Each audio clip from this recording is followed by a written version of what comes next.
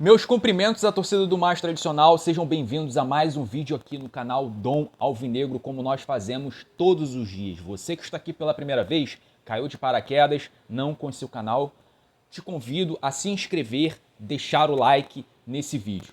E eu peço também a você que já é inscrito, já acompanha o canal, se ainda não ativou o sininho das notificações, ative o sininho para que sempre quando for lançado vídeo aqui no canal, vídeo novo, você na hora seja notificado. A gente vai falar aqui nesse vídeo sobre os adversários do Botafogo na Libertadores. Então eu vou trazer aqui para vocês muitas informações sobre os 3 adversários do Botafogo na fase de grupos. A LDU, Júnior Barranquilla e o Universitário. Então, recomendo você assistir até o final para que você não perca nada, beleza? Antes de eu entrar nesse assunto, pessoal, é importante a gente falar que o Botafogo ele conseguiu antecipar a data das finais da Taça Rio. Em comum acordo com Boa Vista e com a Ferge, as datas, né, das finais da Taça Rio, que anteriormente seriam dia 31 de março e dia 7 de março, foram antecipadas para quarta-feira, dia 27, logo depois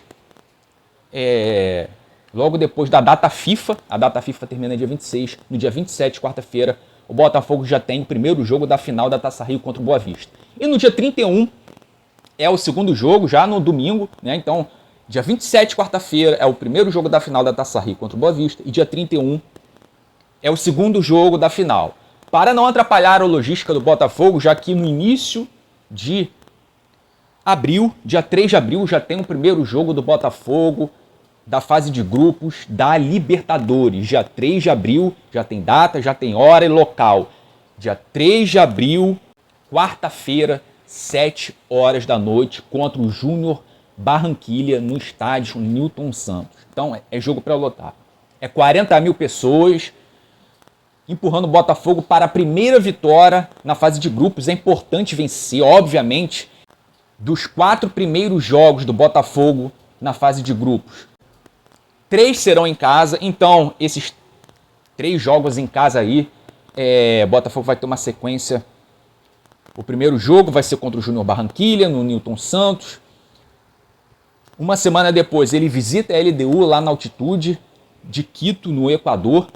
E depois, os 2 próximos jogos, as 2 próximas rodadas do Botafogo na fase de grupos serão no Newton Santos. Então, o Botafogo ele tem que procurar vencer os jogos em casa e pontuar fora para que se classifique bem na fase de grupos.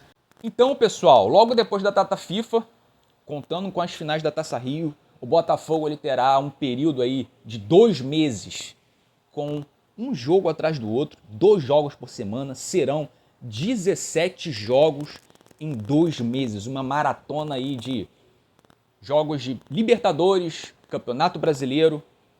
A Copa do Brasil já começa no início de maio, dia 1 ou dia 2 de maio, então calendário apertado, cara. E se faz muito importante o Botafogo estar com o elenco todo disponível. Serão muitos jogos. Então o treinador que estiver lá, seja quem for, tem que saber dosar isso. Claro, não existe prioridade. Na minha opinião, não existe prioridade entre Libertadores e Campeonato Brasileiro. Tem que dar total importância aos 2. O Botafogo precisa também fazer um bom início de Campeonato Brasileiro. Agora, por isso se faz importante você ter um jogador. Por isso se faz importante você ter 2 jogadores de bom nível por posição.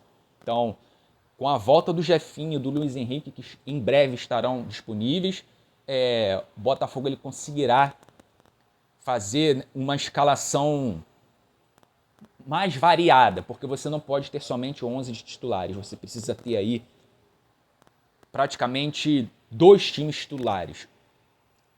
Os 11 que jogam e aqueles reservas de bom nível que quando precisar jogar, ele manterá um nível elevado. Bom, pessoal, então vamos aí conhecer Os 3 adversários do Botafogo na fase de grupos da Libertadores. Eles são times tradicionais em seus países e são os atuais campeões nacionais de seus respectivos países. O Júnior Barranquilla, ele foi campeão do campeonato Finalização de 2023, onde venceu o Independiente Medellín na final nos pênaltis. O Universitário também foi campeão, conquistou aí seu 27º título do campeonato peruano. É um dos maiores times lá do Peru, muito tradicional. E a LDU foi campeã, né, do campeonato equatoriano após vencer o Independiente Del Valle nos pênaltis. Em relação à logística, a viagens, o Botafogo ele terá aí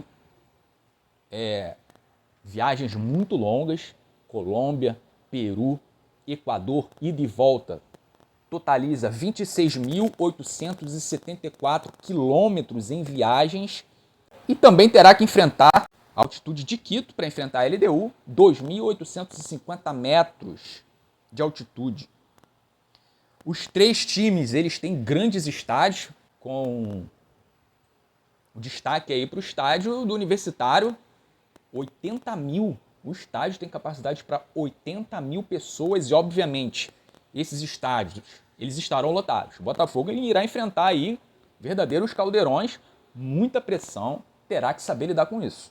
Falando um pouco mais da LDU, pessoal. A LDU é a atual campeã da Copa Sul-Americana, além de ter outros 4 títulos internacionais. Campeã da Libertadores 2008, Copa Sul-Americana 2009 e campeã da Recopa 2009 e 2010.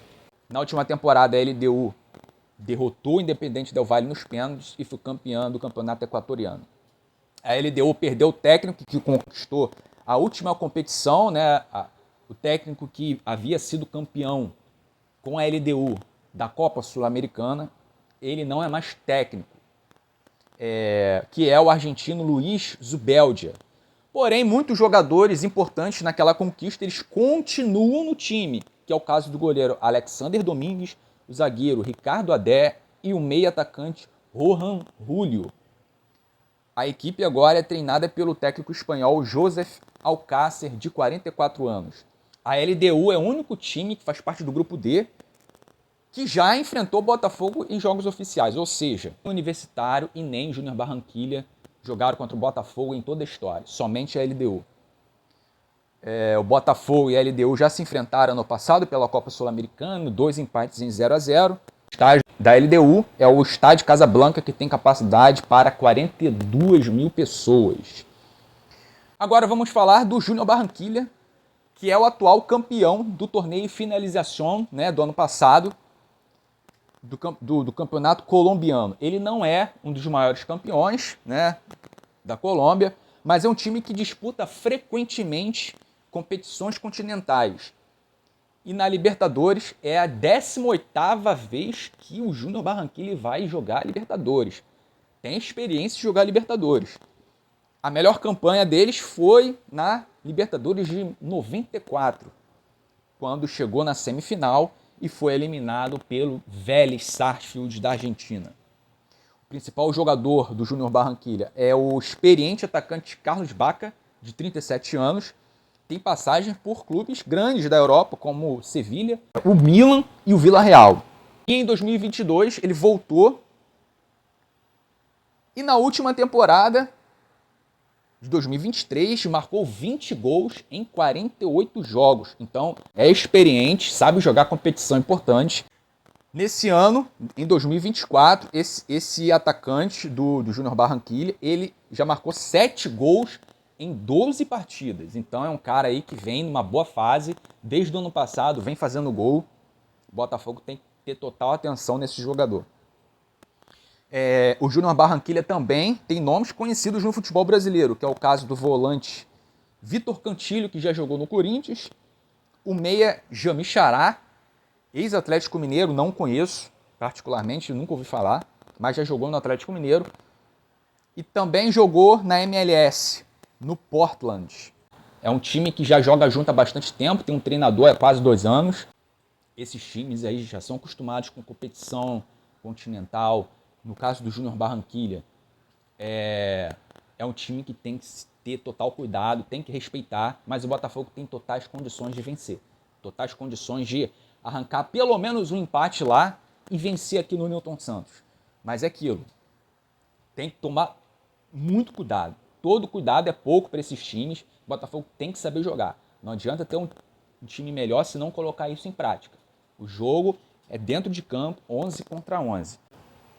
Esse técnico também tem passagens pelas seleções de base da Colômbia. No caso, o Arturo Reis, o técnico do Júnior Barranquilla. Manda os seus jogos, né, no estádio metropolitano Roberto Meléndez, que tem capacidade para mais de 43 mil torcedores. A torcida lá sempre lota, sempre enche. Eles transformam o estádio lá em um caldeirão. Então o Botafogo ele vai ter que saber aguentar a pressão, aguentar a catimba, né, do time, aguentar a pressão da torcida. E ser frio, cara. Ser frio. Não pode ficar entrando na onda, na catimba do time adversário, principalmente os times sul-americanos, que tem essa cultura, né, de dificultar, de fazer muita falta, de catimbar o jogo. Bom, pessoal, agora, falando sobre o Universitário, ele é o atual campeão do Campeonato Peruano, ganhou o Apertura ano passado, vencendo o Sporting Cristal, que é o maior clube do Peru, né? Ele venceu o Sporting Cristal do Thiago Nunes. O Thiago Nunes, ele era o técnico do Sporting Cristal ano passado e perdeu o título para o Universitário. Mas o time perdeu seu técnico. O Universitário perdeu o técnico Jorge Fossati, ex-internacional, para a seleção peruana. No lugar dele, o Universitário, ele trouxe outro velho conhecido do futebol brasileiro, o argentino Fabian Bustos, ex-Santos e América Mineiro. Na atual temporada, o Universitário ele está invicto e lidera o campeonato peruano, com 6 vitórias e 2 empates em 8 jogos. Eles não perdem desde agosto do ano passado, quando foram derrotados pelo ADT, por 2-0 fora de casa pela 9ª rodada do Clausura. Os principais jogadores do Universitário são o goleiro Diego Romero, o lateral direito Aldo Corzo e os atacantes Andy Polo e Edson Flores, todos que são figuras cativas na seleção peruana. Então, o Universitário é um time que tem jogadores de seleção. Jogadores da seleção do Peru são titulares do time do Universitário. Então não tem time bobo. Apesar de não serem times com tradição em termos de títulos continentais, eles são times grandes nos seus países e não são time bobo. Não são times bobos. A casa do Universitário é o Estádio Monumental de Lima, que tem capacidade para 80 mil torcedores. O estádio foi palco da final da Libertadores de 2019. Beleza, pessoal? Então é isso. Você que chegou até aqui, obrigado por ter assistido até o final. Não se esqueça de deixar o like e se inscrever no canal. Beleza? Então eu vou ficando por aqui. A gente se vê no próximo vídeo. Tchau!